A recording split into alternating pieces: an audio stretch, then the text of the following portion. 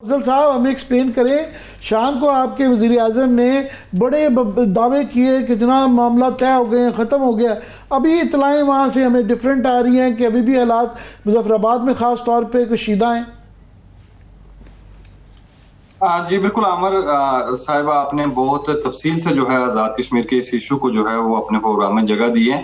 बात यह है कि वज़ीर आज़म आज़ाद कश्मीर जो है, इससे कबल भी जो ज्वाइंट एक्शन कमेटी के मेंबरान हैं उनके साथ इस तरह के जो इन्होंने कमेटी बनाई हुई है, इस तरह के कई बार जो है वो मुआहदे कर चुके हैं, लेकिन उन मुआहदों के नोटिफिकेशन की कॉपी कभी इन्होंने देना जो है वो मुनासिब नहीं समझा। अब ज्वाइंट एक्शन कमेटी के जो मेंबरान थे वो उनका यही एक मुतालबा था कि आपसे हमने मुज़ाकरात क्या करने हैं, मुज़ाकरात आपसे हमारे हो चुके हैं, हमें जो हमारे मुतालबात का नोटिफिकेशन है आपने वो जारी करना है, आप वो जारी नहीं कर रहे। इससे कबल ये कहा गया कि आजाद कश्मीर में जो है पाकिस्तान में जो है वो निगरान हुकूमत है, तो इलेक्शन के बाद आपसे दोबारा जो नोटिफिकेशन आपको जारी किया जाएगा। फिर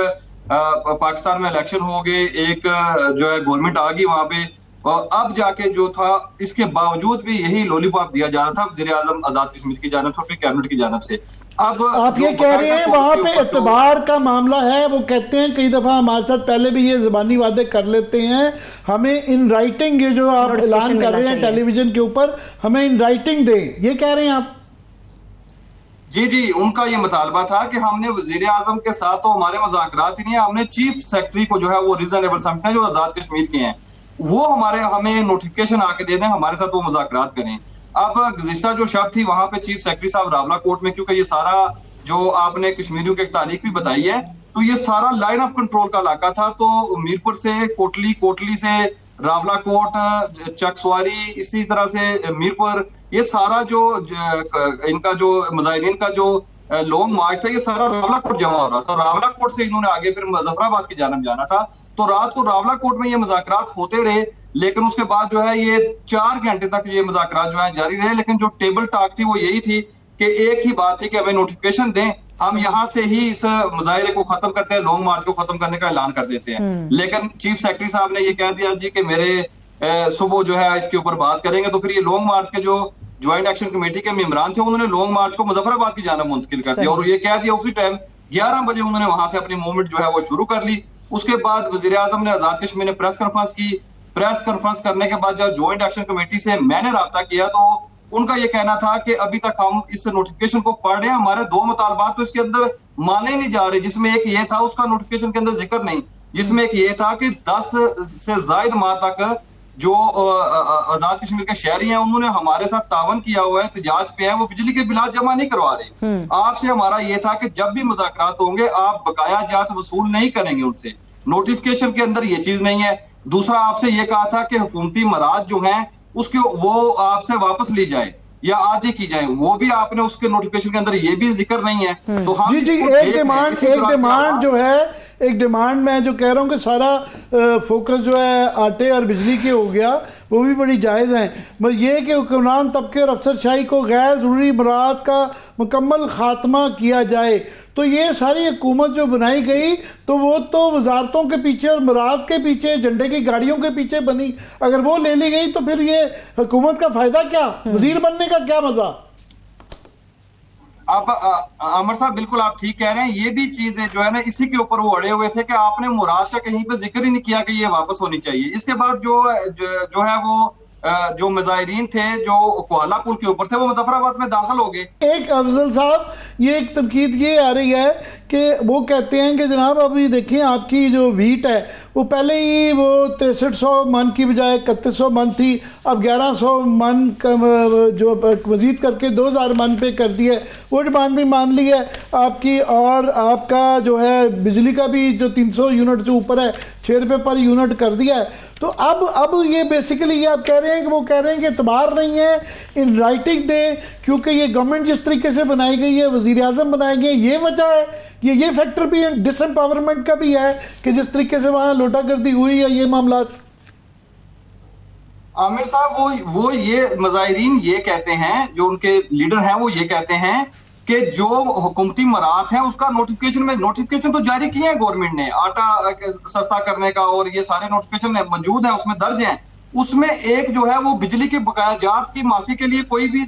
उसमें बेसिकली 2 शिकें उसके अंदर शामिल नहीं है जो एहतजाजियों की तरफ से रखी गई। 2 शिकें उसमें शामिल नाज़रीन के लिए, नाज़रीन की इत्तला के लिए कि पिछले 7 महीने से ये खबर बाहर नहीं ज्यादा निकली कि 7 महीने से लोग एज अ प्रोटेस्ट बिजली के बिल जमा नहीं करवा रहे थे। अब ये डिमांड्स में था कि इनको माफ करें। हाँ जी, वो माफ हो चुके। आमिर साहब 10 माह से वो बिजली के, वो ये कह रहे हैं कि बिजली के जो जेन्युइन बिलात हैं वो आप जमा करें, लेकिन जो बकाया जात आपने टैक्सेस की सूरत में रखे हुए हैं वो हम जमा नहीं करवाएंगे किसी सूरत में। हमें जरा समझ करें कि इस वक्त लेटेस्ट सूरत हाल वहां लॉ एंड ऑर्डर की क्या है मुजफ्फराबाद में? इस वक्त आजाद कश्मीर पुलिस जो है उसने चारों तरफ से जो है वो घेराव किया हुआ है और जो खास खास जगह हैं वहां पे वो तैनात है और जो मुजाहिरीन हैं वो यूनिवर्सिटी ग्राउंड के अंदर जो है वो जमा हो रहे हैं और इनका ये मुतालबा है कि थोड़ी देर तक जो है शौकत मीर जो इनको लीड कर रहे हैं वो वहां पे जो है वो ऐलान करेंगे, उसके मुताबिक जो है वो होगा। अगर वो उन्होंने इन मुज़ाकरात को कामयाब करार दिया तो कश्मीरी जो वहां पे है उनका ये कहना है जो एहतजाज पे है कि हम इसको जश्न की सूरत में मना के यहाँ से वापस आ जाएंगे। अगर ये ना हुआ, अब एक और इत्तला भी आ रही है कि ये जो मुजाहिरीन जाम हक हुए हैं इनके हक में ये भी बताया जा रहा है कि पूरे आजाद कश्मीर में इस वक्त जो है वो एहतजाज शुरू हो गए हैं। सुबह योम स्याह की तैयारियां भी की जा रही हैं और ये कहा जा रहा है कि हम सुबह योम स्याह भी मनाएंगे। लेकिन मुझे ये समझ नहीं आ रही कि जब उनकी डिमांड्स सारी मान ली गई थी तो क्या हर्ज था कि अगर वो कह रहे हैं कि उनकी तसल्ली हो जाए कि अगर सिर्फ इस बात पे बहस चल रही है कि जनाब हमें नोटिफिकेशन की कॉपी दे दें और लिख के दे दें, तो ये तो कोई इतनी बड़ी बात नहीं है कि उसके बाद फसाद अगर होता है और ये 3 लोग जो है बेचारे मारे जाते हैं और ये बाद में भी वायलेंस जारी रहता है, ये तो टोटली नालायकी है। ये किसके, ये इंतजामिया की, सियासतदानों की, किसकी वहां पे कसूरवार है? अमर साहब इसमें सीधा से हुकूमती जानब से नालायकी का मुजाहरा किया जाए, हुकूमती आजाद कश्मीर की जानब से, और इसके साथ साथ जो वहां पे इंतजामिया है उसकी नालायकी आप कह सकते हैं कि जो अगर आपने मुतालबात मान लिए हैं तो फिर इन शहरियों के ऊपर हवाई फायरिंग करने की, इनको डराने धमकाने की या ताकत का इस्तेमाल करने की जरूरत नहीं थी। ये शहरी जो है अपने लीडर की बात सुनने के लिए बेचैन थे और यूनिवर्सिटी ग्राउंड में जमा हो रहे थे। आप उनको वहां पे जमा होने देते, वो शौकत मीर साहब आके वहां पे ऐलान करते कि भाई ये नोटिफिकेशन हमें कबूल है नहीं कबूल है, उसके बाद फिर ये चीजें होनी चाहिए। मैं ये जरूर बताना चाहूंगा कि इसके अंदर डिमांड्स में कई बहुत ही अच्छी चीजें जो कि बाकी पाकिस्तान में ये नहीं की जाती कि सब्ज दरख्तों की कटाई पर अमलन पाबंदी लगाई जाए और मुकामी वुडन इंडस्ट्री को फाल बनाने के लिए कानून साजी की जाए। जब वहाँ दरख्त जंगल काटे जा रहे हैं तो ये बहुत ये जायज़ वो शराइत हैं। इन जैसी शराइत के ऊपर जो कि भला है सबका, उस पर क्या इतराज हो सकता है? आमिर साहब ये टोटली 10 नकातीन का एजेंडा था। ये सारा रियासत के एक बेहतरी के लिए था। जो वज़ीर आज़म ने जब प्रेस कॉन्फ्रेंस किया तो उसमें भी वो ये कह रहे थे कि ज्वाइंट एक्शन कमेटी के इस एहतजाज की वजह से उनको भी कामयाबी मिली है। वो भी ये चाह रहे थे कि आजाद कश्मीर में इस तरह का सेटअप जो है वो हो जाना चाहिए। तो ये एक खालसन कश्मीरियों के लिए एक अवामी तहरीक थी और इनके जो चार्टर ऑफ डिमांड था 10 रुकनी, वो भी एक अवामी ही था। तो हम इसको किसी तौर पे भी ये नहीं कह सकते कि ये एक इसमें कोई चीज गैर जिम्मेदार। चलिए अल्लाह करे हालात जल्द पुरअमन हो जाए।